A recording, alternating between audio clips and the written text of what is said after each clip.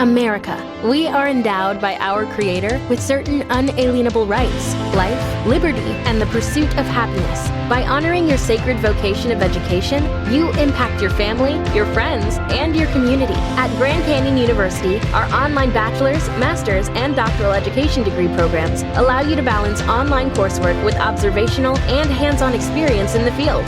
Find your purpose at GCU. Private, Christian, affordable. Visit gcu.edu.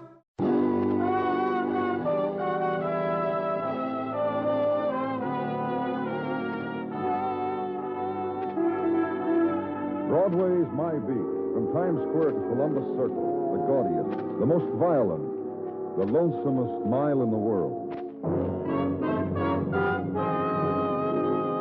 Broadway Is My Beat, transcribed with Larry Thor as Detective Danny Clover.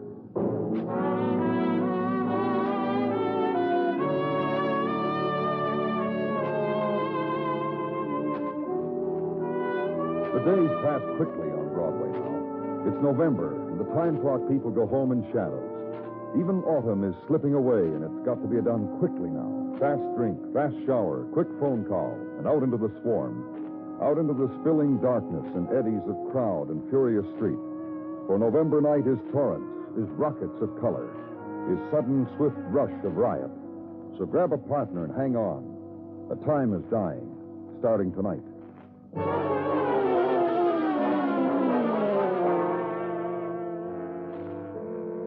And where I was, and Detective Muggavan, apartment in the West 30s, the quality was of midnight, of every light being turned on to flood it out. Midnight, and the quality of death, and the man in pajamas.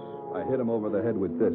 I hit him and I killed him. And his wife, nightgown and robe. And I... You just take it easy, honey.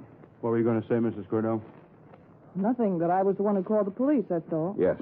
I slugged him and she called. You? Lieutenant Clover. You know his name? He told you his name. Lieutenant. Yeah? When are you going to get that man out of here? When's the meat wagon coming? That's what you call it, isn't it, meat? Ray, stop it. Let's run it down, Mr. Cordell. Run it down. That's what we call it when we want to find out It's what... obvious. Run it down. Make a pot of tea, Virginia. What? Tea, coffee, something. A drink, something. Yeah, sure. Don't bother, Mrs. Cordell. You just stay right there. All right. But listen, can't you get that man out of here? You know the man your husband killed this evening, Mrs. Cordell? Know it? What do you call it when they're like you, Lieutenant? A cutie or something? What? Look, Mr. Cordell, a man is slugged to death in your apartment. A man, according to identification found on his body, whose name is... Lou Martin. Yeah, that's right, Lou Martin. Well, sure it's right. The lieutenant picked up his wallet out of his coat, pulled out a card, and yelled Lou Martin. Also that he's from Akron, according to his business card. Okay. What was he doing here? I was in the library reading a book, and I dozed off. Right, Ginny? Right. Ginny was here in the bedroom sleeping, right? That's right. And then she screamed. That man was bending over me. What would you do, Lieutenant? You're married to a woman, and she screams in the middle of the night that there's a guy in her room, and by golly, there is. What would you do? Just tell me what you did. I grabbed the andiron and came running. I gave him a hit. That's what I did. Yeah, you really did. Can't you get him out of here? After a while. This room will have to be photographed, and Then we'll have to be questioned again. Yeah, you will. Ray, It's all right, Ginny. I don't mind. I don't mind it at all. it's not what I mean. But Ginny, you're shivering. Oh, come here. Come here. Better? Sure, it's better. This is what you meant, isn't it? Sure it is.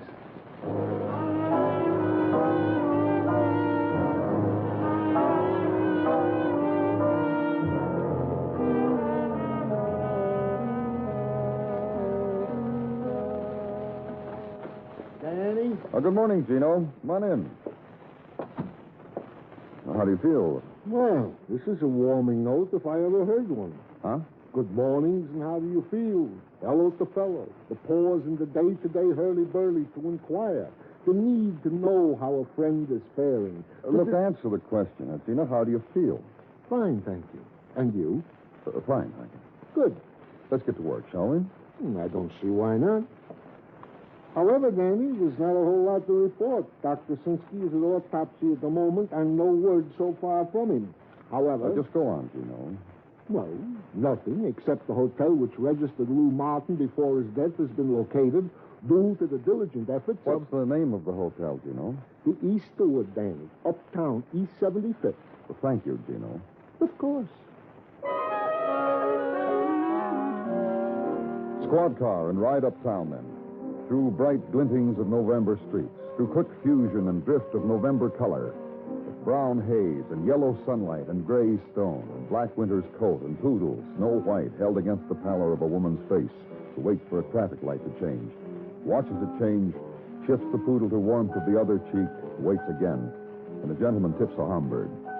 Turn then into the side street of the Easterwood Hotel and park and enter the lobby.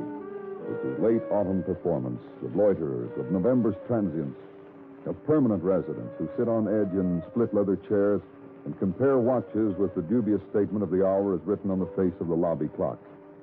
And show the badge, spell out the name of a man dead, and be told, room 3A, down that corridor where Mr. Ramsey, the manager, is. Where, if you have questions, Mr. Ramsey is the man.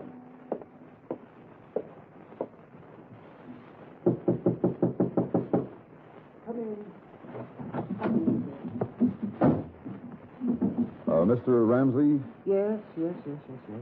And you? Police. Good. Then you can help me. Help me with all this. With what? With what? By the gathering together and putting away neatly of all these things are Mr. Lou Martin's. Now, these shirts and other things, they go into that suitcase over there. And these... Just let them alone, Mr. Ramsey. Let them alone? Why, you don't understand. It's a service I perform. For the dead? For the dead. For when things happen to one of our transients, as happened to Mr. Martin, I make a checklist against any future legal squabbles that might arise. I ship the things on to their homes or wherever stated on the register. I enjoy doing this small thing for them. Where were you going to ship Mr. Martin's things? Where? Why, to his firm in Akron, of course. Well, here, I'll show you. There, have yourself a look. Calendars. Sample calendars, Mr. Martin's line. This type of calendar, the firm is stated here in small print right below the... Well, I had them all packed, and there's where I was going to send them. And this hotel? This hotel, I may say, was Lou Martin's home away from home, twice annually. Then you can tell me something about Lou Martin. About Lou Martin? Not I. Angela, if she's there. Angela? Sometimes drops in on our bar and hangs around. Lou introduced me to her. Lou promised Angela once she could pose for a calendar. So Angela would be the logical one for you to talk to. So come on, let's take a walk and see. Oh, these things of Lou Martin's. Yeah, we'll take care of them. You'll take care of them. Well, that's good. Then come along.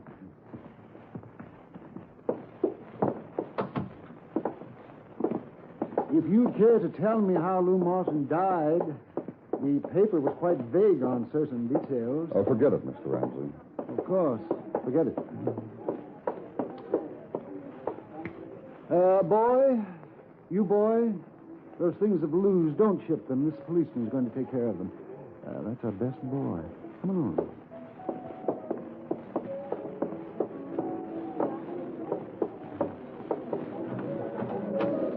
Our bar. The cozy room. Well, now, let me see if she's... oh, yes, there's Angela. Cozy, alone, blonde. Sipping with Frosty. Enjoy yourself. Thanks.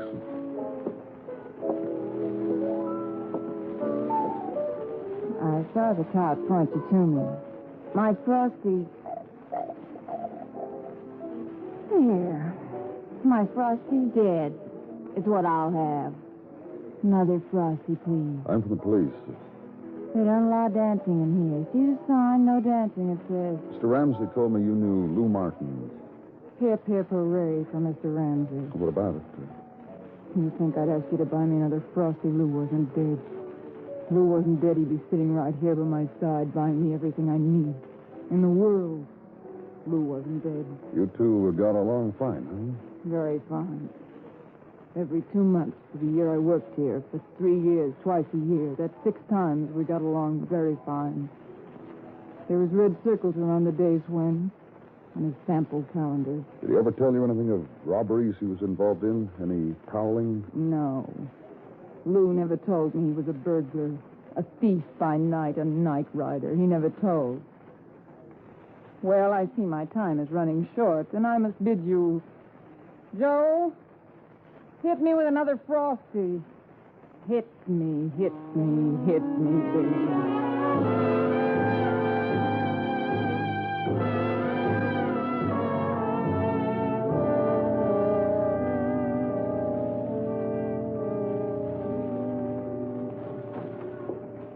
On my way home, Danny, I thought I'd check you on a couple of things before... On what, Muggavan? Well, I picked up Lou Martin's things at the hotel like you told me. Hmm? Being run through technical now. So far, just a few chuckles and elbow pokes from those giants down there over the artwork on Martin's calendar. Yeah, anything else? Oh, yeah. Made a routine check on that girl, Angela, you talked to, works the bar. Yeah. Counts hotel clients and the drinks. When Lou Martin was around, her word for the season was hands off. Must be a few thousand Angelas in New York City, Danny. So is it all right if I go home now? Oh, sure. Good night, Money. Oh, I promised the missus I'd take her to a movie tonight. She called special on the phone to tell me she's sick and tired of I don't take... Hey, you care to come along to any of my treat? You, me, and the missus? Then after we could... You'll pardon me, Detective Muggavan? How about you, Gino? You want to go to a movie with me and the missus tonight? My treat. Thank you, no. I have made other arrangements with my own missus. Thank you kindly, however. Yeah. Danny, Yes, Dino. just came in, riot call from a neighbor in the apartment house, 1832 West 35th. A woman is screaming. West 35th. Hey, that's... Exactly, the apartment where last night Mr. and Mrs. Ray Cordell killed that robber. I thought, Danny, you would I'll want... take it with you if you want, Danny. No, you take your wife to the movie. Thanks anyway.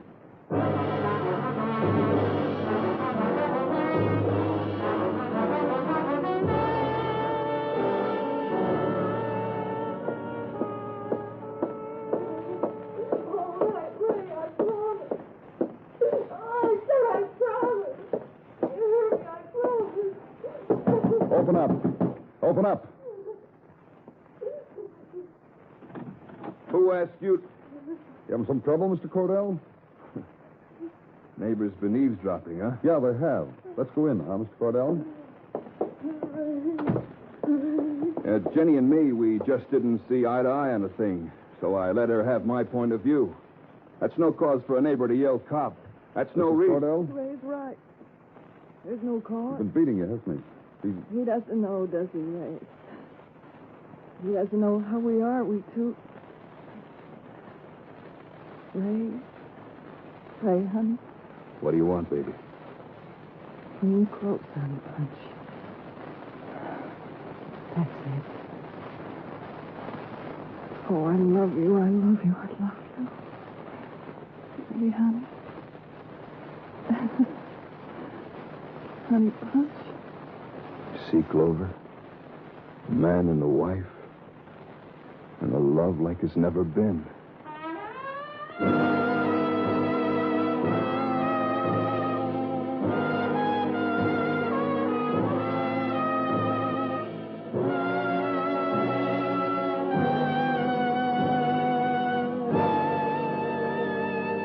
You are listening to Broadway Is My Beat, written by Morton Fine and David Friedkin, and starring Larry Thor as Detective Danny Clover. This message comes to you from CBS Radio, where day and night, every day and every night, America listens most. We're proud of our responsibility for broadcasting news, entertainment, and public service programming to more people. And we're constantly trying to make our programming worthy of more and more listeners. For instance, have you heard some of our most recent newcomers, brought to you by most of these stations? There's Les Paul and Mary Ford at home, two talented instrumentalist vocalists who prove on their round-the-week visits that good things come in small packages. And have you been listening to the Julius LaRosa Show, now 3 evenings a week at the Star's Address? This brilliant young man has gone straight to America's heart with his voice and with his personality. We hope you've been enjoying, too, those visits with the Correlaires, our much-expanded barbershop quartet, with a singing style that's won them loads of friends. So, keep tuned to the Star's Address. Keep listening to CBS Radio.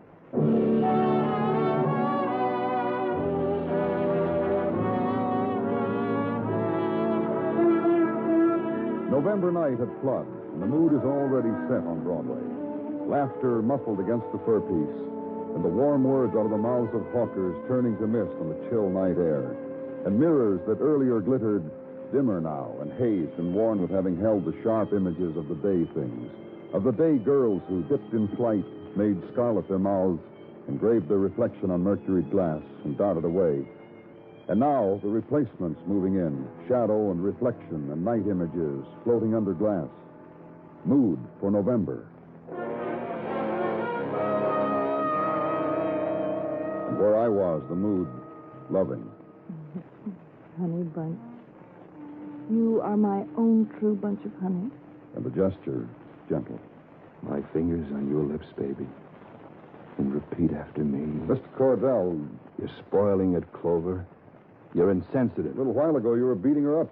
And what Ginny needs right now is a sensitive man. Like you. Like me, baby. You want to tell me about it here, Mr. Cordell, or would You leave my Ray alone. You leave my honey bunch There's a alone. red welt on your cheek, Mrs. Cordell. That where your husband slapped you? Come on, Mr. Cordell. Now, you just wait. I had it coming to me. What? I had it coming what Ray did. Why? Well, for one thing, I'm not as educated as Ray is. Sometimes I act real stupid like I just did a little while ago. And I yelled at him. And it made him mad. And another thing. What? He doesn't have to say he's sorry to anyone. Not you, not me. All Honey Bunch has to do is... Love you, baby. Yeah. Yeah. You beat on our door, Clover, and you brought love and light back into our little home. What more can you want? Last night you killed a man. A thief, I don't know what, who came to the wrong place for what he wanted. We gonna rehash that bit again, Clover? Yeah, we are. Ray. Hush your little mouth, baby. You were saying, Clover. Did you know that man your husband killed last night, Mrs. Cordell? I told you last night I didn't. Earlier today, I checked to the hotel where Lou Martin was staying. Found out he was a salesman. Found out he visited town regularly. What are you trying to say, Clover? Just that Lou Martin seemed to me to be a reputable salesman. Why should he suddenly turn thief? You're really stupid if you think I'm smart enough to answer that. You better ask a doctor. You'll stick around, huh, Cordell? You and your wife? Stray from our love nest? You out of your mind? Baby, you tell him not to slam the door on his way out. Right now, I'm busy.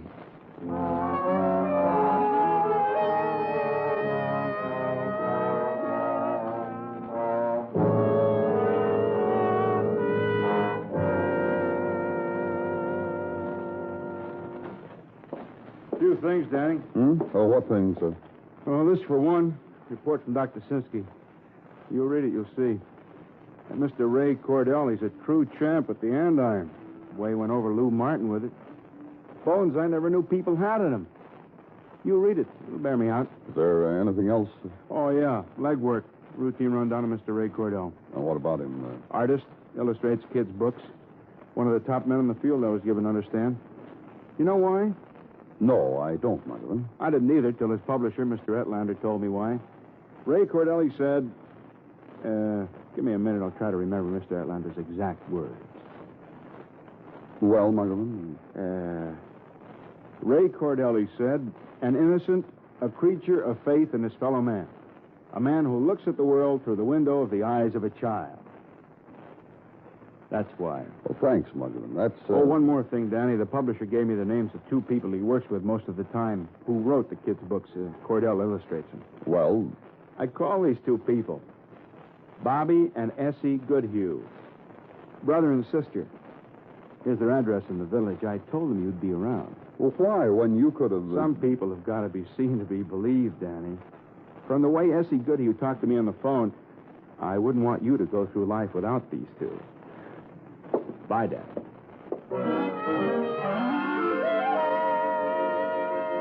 And the village now, in the chill sunlight of November, and the walkers through it, boy in red turtleneck sweater, and against it, blonde beard. Sandaled young lady at tug-of-war with her terrier who spotted a Pomeranian. Old man in khaki shorts and knapsack who never leaves the area. Second floor trumpet. Third floor piano. scent of fresh bread from a bakery that features day-old loaves at half price. And the walkers from out of town, walkers who gawk, who get taken, who write home how shrewd they've been, who buy leather pillows and autographed turtles and clever neckties, and right turn on 6th Street and red brick apartment house. And the muraled hallway of a Parisian scene with two-line poetry in praise of practically everything. And apartment you're looking for.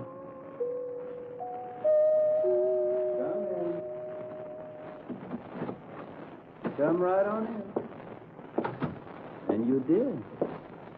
Essie, look. Hi. I'm, Danny Clover. From the police. You've been waited for. We waited. Early this morning, a man called and said you'd be here. Essie answered the phone. And here you are. I've been told the two of you write children's books. Small little story. A is for the, B is for the, C is for the, you know. Or about the little girl who lost all her polka dots. And the puppy who chased the moon. Ray Cordell illustrates them, is that right? Yes. Yes. Tell me about him. He's a gentleman, Yes, he is. and he does things delicately. Yes, he does. Have you heard what's happened to him? No. Tell us. It was in the papers, in all the... We don't read the papers. We read the papers. We could not write stories for children. He beat a man to death. And what else? Essie. You just said that Ray beat a man to death. He's fooling us. Go on, Mr. Clover. He beat a man to death. He... And what else? He means it. Essie, What? tell him. Tell him what? You used to like Ray. Did I? She used to like Ray. Do you want to get me in trouble? I'm not doing anything. Drop dead. Cliche. Let's all of us go downtown and get booked. You too. She used to like Ray. Come on, let's go. I didn't believe him, that's all. I didn't believe a guy like Ray Cordell was. What do you mean? Such a gentle guy. Sweet. Oh, my little babe. Get away, beat it. Look, you two. Ray Cordell was afraid of girlies. What else am I going to tell you? Real shy. I went out with him a few times and got tired of waiting. Meek, mild. Oh, come on, let's have some words, Ryder. Meek and mild, very nice words. Meek and mild. I like what you said before, too. Scared of danger. And how do you figure he got married? He didn't have a chance. True lady gives a fellow a chance. Ray didn't get one from her. From his wife, you mean? Of course. Surely. Certainly. You see? We were there. What are you talking about? When it happened. She was all over him with her trick. She didn't give him a chance. We saw. You saw what? When he met her. You saw what? A little bar. And she was sitting there. Just sitting, Virginia had tricks. That's not fair. Where was this? Little bar we used to like to go to. Long ago. Ages. A year or two ago. In an awful hotel. The Easterwood? The Easterwood? The Easterwood. Thanks. Bobby, he's going. Aye.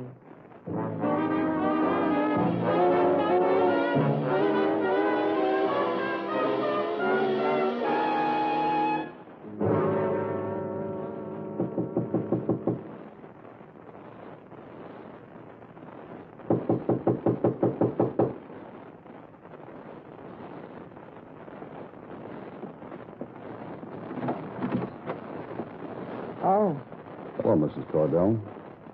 May I come in? Ray. Mind if I come in? Ray. What do you want? Ray. What's the matter? Can't you answer the... Ray. Oh. Yeah, what is it, Clover? He wants to come in. Come on in. You fond of us, Clover? This is your first visit in hours now. I've been asking around, and... What a thing to do. Ray. Sure, honey. You can go make the beds. Stick around. Orders are what I give, not you. Just stick around, Mrs. Cordell. Ray. Okay. Okay, stick around for a minute. Paid a visit to a couple of people who write books. Bobby and Essie? Mm-hmm. Did you find out? Are they for real? I talked to them, and another man talked to other acquaintances of yours. So? From what I've been able to find out, you're a changed man. You think I'm changed, Jenny? Well? Well, not basically, honey bunch. You see, Clover? I'm still... Okay, let's talk a little bit about the man you killed. Why? You'd like to start it off, Mrs. Cordell? Ray, What? he's been... How do I know what he's found out? Listen, Clover. What? Yesterday I killed a man. I've been through a lot. Now, why don't you go away and come back? You know what's happening, don't you, Mrs. Cordell? I think so. What are you talking about? What's happening? Listen, I know your wife must have known Lou Martin. You're crazy. She hung around a bar that Lou Martin used to visit when he was in town. It's too much of a coincidence, the fact that he was killed here. Well, he... Well, what? Well, maybe she did know. I got a feeling, Ray. Look, Jenny. I got a feeling you're going to break out in a sweat and start shivering in a minute. Look, Jenny. What are you going to do, hit me? Knock me around? Look, what's happened to you already. You're scared again. The man's got you in a corner. You know what you are. And you're whimpering. You know what she is, don't you, Clover? Knows I'm a girl who married a man like you. A nothing man. A weak... You know what she is, don't you, Clover? Lou Martin got in touch with you, didn't he, Mrs. Cordell? And you told him to come over. Yeah. Listen, Ray. I don't know what to do. Listen, baby. Before you found me in that place, I was getting frightened. I was getting up there. 36 is no chicken, honey bunch. So I told you a lie. I told you I loved you. The lady's privilege. What am I going to do? I figured, all right, this guy, you, it's a real gentle fella. Real shy, timid boy. You know you were the first girl I could talk to. So I said, sure, I'd marry you. But you turned out pretty terrible, honey bunch. Nothing. Very mild. You ready to go, Mr. Cordell? Please, Jenny. Look at you. Please. Listen, you didn't have to come home when you did, find Lou with me. You didn't have to do that. Jenny. But after you killed him, boy, up till 5 minutes ago, boy, talk about a fella. A man-type fella. The way you took over. How easy you set up the story to tell the police. Talk about a fella. Just tell me what to do, that's all. Go with the man, honey bunch. Go on. Go on. That's right. Go with the man.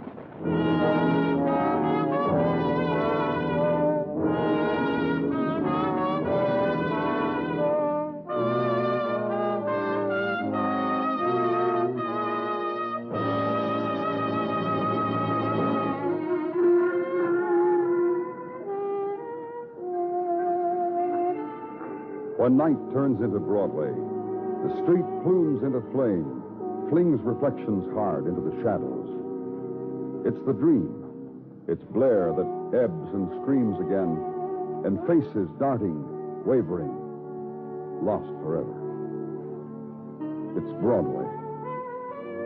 The gaudiest, the most violent, the lonesomest mile in the world. Broadway. My beat.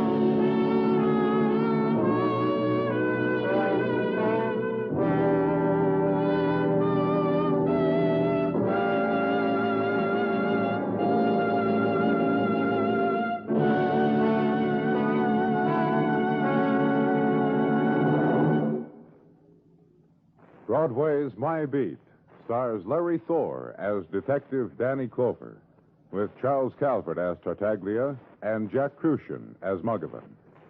The program is produced and directed by Elliott Lewis, with musical score composed and conducted by Alexander Courage.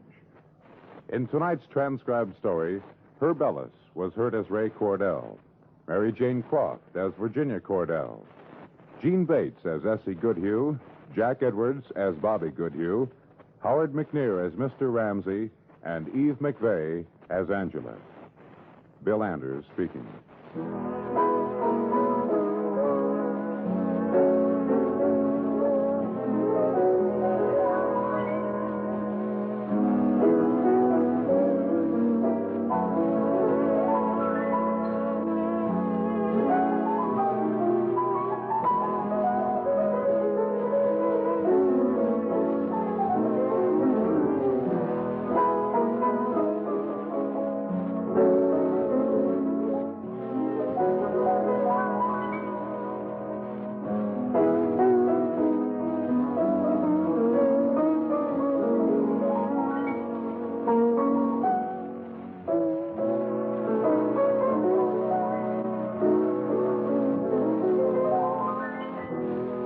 Doctors estimate there are more than 1 million undiscovered diabetics in America who are living and working below par because of their ailment.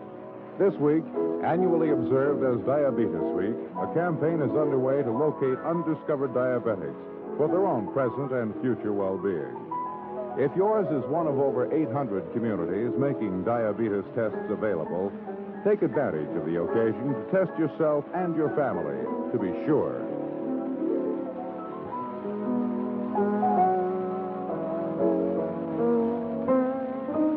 Your news is always accurately reported when it comes from the CBS Radio Network.